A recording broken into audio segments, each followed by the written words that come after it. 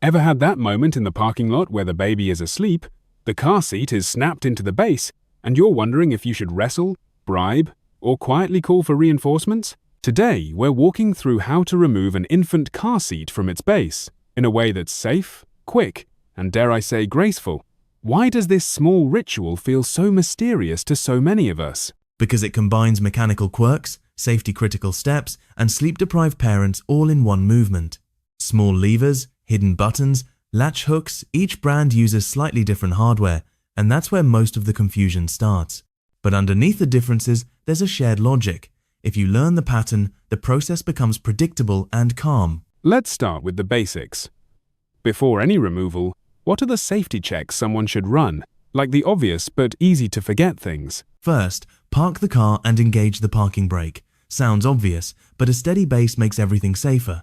Make sure the vehicle is stopped and the engine off. Second, unbuckle and remove the child from the seat. Don't try to lift a sleeping infant out while the seat is still latched, unless you're absolutely certain you know the mechanism and can do it without strain. Third, check that straps or belts aren't trapped under the base and that any tether or vehicle belt used to secure the base is released according to how the base was installed. Good point about not trying to remove a sleeping baby while the base is attached. I can picture neck strains and awkward angles. Now, there are two common ways a base is attached to a car: the vehicle's seatbelt and the lower anchor system, often called latch or isofix. How does removal differ between those? Right, two common attachment systems. If the base is installed using the vehicle's seatbelt, there will usually be a lock-off or a belt path clamp on the base that holds the belt tight. To remove the base, you'll release that lock-off, unthread the belt from the path, and then pull the belt free. If the base is attached to lower anchors, you'll typically have connectors or hooks that snap onto the car's anchors. Those connectors often have a release lever or button. Press that release while pulling the connectors off the anchors. The key is to locate the release mechanism first, depress or lift it fully, and then lift the base or the seat straight up. Don't yank at an angle. That locate the release mechanism step feels crucial. For someone staring at a new base for the first time, how do they find it without panicking or accidentally breaking something?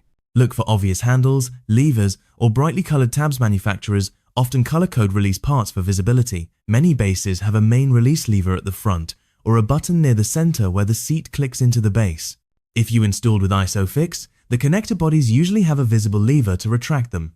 If the base was installed with a seat belt, find the belt's lock-off, often a flap or a push-button clamp. A gentle wiggle while holding the release and lifting confirms you're doing it right. If anything feels stuck, stop, reassess, and try a slightly different angle rather than forcing it. People often mention a pull, press, lift rhythm. Is that a good mnemonic? Absolutely. Press the release, pull any locking piece as needed, and lift the seat straight up by the carry handle. Think, press to unlock, pull if a latch needs retraction, then lift. Keeping the seat level and supporting the baby's head during the move helps maintain comfort and safety. If the base requires the seat to slide backward slightly before it releases, gently follow that guided movement. Many infant seats are designed to unclip only when aligned a specific way. What are the typical troubleshooting scenarios? Like when the seat doesn't release or the base seems welded to the car? Common issues: seatbelt still under tension because a previous user didn't fully unlock the lock-off, dirt or debris jamming latch connectors, frozen or stiff connectors in cold weather, or simply missing the release point. Troubleshooting steps: double-check that all locking clamps are disengaged, try pressing the release while someone else gently lifts the seat to take pressure off the connector, use a flashlight to inspect for obstructions, and clear any grime. If anchors are stuck, tug and wiggle while pressing the release mechanisms. Sometimes need a small amount of movement. Avoid sharp tools or excessive force. If something truly won't budge, consult the manual or the manufacturer's support. That covers the mechanical side. There's also a human element helping grandparents, babysitters, or caregivers who are unfamiliar. Any tips for making removal intuitive for others? Label the key steps on a small card in the glove box. Simple phrases like 1. Parking brake on. 2. Press red button at front. 3. Lift by handle. Do a live demo the first few times someone else watches. Short videos on your phone showing the exact release motions are immensely helpful. Practicing at home without the baby inside builds muscle memory. And consider adding a short, clear sticker on the base marking "Press here to release." If the design allows it, many people are grateful for a little visual cue. Parents also worry about wear and tear. Does frequent removal shorten the base or seat life? Anything to watch for? Quality bases are designed to be used repeatedly, but inspect them regularly. Look for cracked plastic, frayed straps, or bent connectors. Check that the locking mechanisms still click crisply. If they feel loose or gritty, it's time for deeper cleaning or contacting the manufacturer. Avoid excessive exposure to sun and heat when leaving the base in a parked car for long periods. Extreme temperatures can accelerate material aging.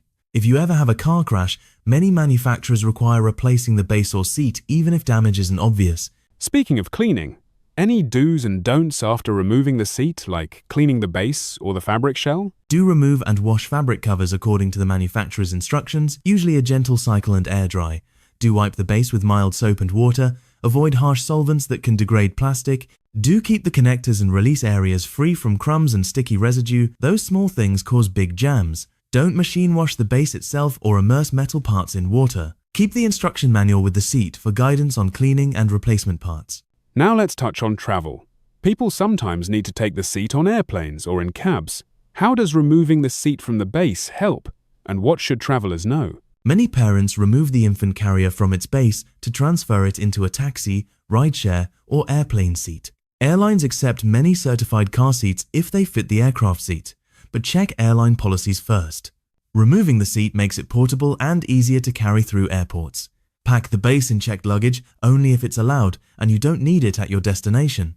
Some people bring the base as checked baggage but keep the carrier as a carry-on. Always stow the base securely. A loose, heavy base can become a hazard if luggage shifts. Let's get practical with a 6-step micro-guide someone can memorize for emergencies. Short and snappy. Sure, keep it crisp. 1. Secure the car parking brake on. 2. Remove the child from the carrier if possible. 3. Locate the release mechanism, button divided by lever divided by lock-off. 4. Press divided by release while keeping the seat level. 5. Lift the seat straight up by the handle. 6. Inspect before reinstalling or storing. That's memorable. Before we wrap, any philosophical spin you like to leave listeners with beyond hardware and how-to? Removing a car seat is a small, repeated act that sits at the intersection of care and competence. It's one of those parenting micro-skills that rewards calm practice.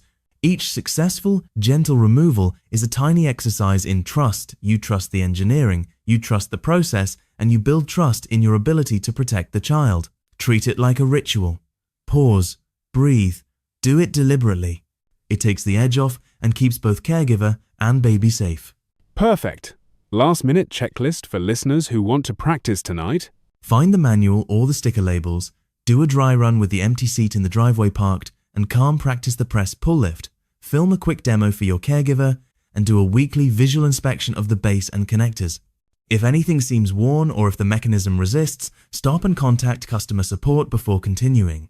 All right, listeners, next time you see a parent wrestling with a car seat, you can smile knowingly.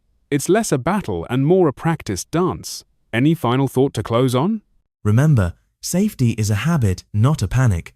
With a little practice, removing an infant seat becomes second nature, fast, safe, and kind to sleepy babies everywhere. Thanks for walking through this with us.